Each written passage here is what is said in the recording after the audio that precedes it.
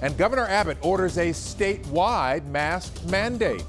Hello, I'm Len Cannon. The governor now requiring most Texans to wear a mask in public. That mandate goes into effect tomorrow at noon.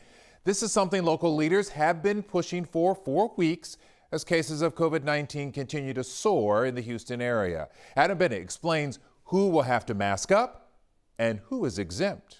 Len, this move comes after weeks of rising COVID-19 cases and hospitalizations. It also comes more than 2 months after Governor Abbott blocked cities and counties around the state from penalizing people who violated their local mask orders.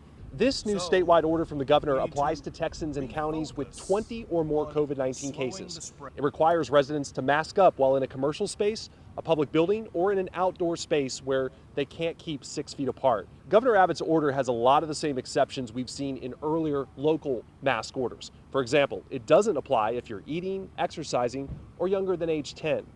People at polling locations or religious services are strongly encouraged to wear a mask, but they don't have to. Now, I know that wearing a face covering is not the convenient thing to do, but I also know that wearing a face covering will help us to keep Texas open for business, and it will help Texans earn the paycheck they need. Governor Abbott had allowed cities and counties to require face masks inside businesses. Harris County is one of the local counties doing that. And this afternoon, Judge Lena Hidalgo said she welcomes the ability to make face coverings enforceable in Harris County. With Governor Abbott's new order, the first time you break the rules, you'll get a warning. After that, it's up to a $250 fine. Len? Adam, thank you. You can text the word mask to 713-526-1111. We will send you a link so you can take a closer look at the governor's statewide mask order.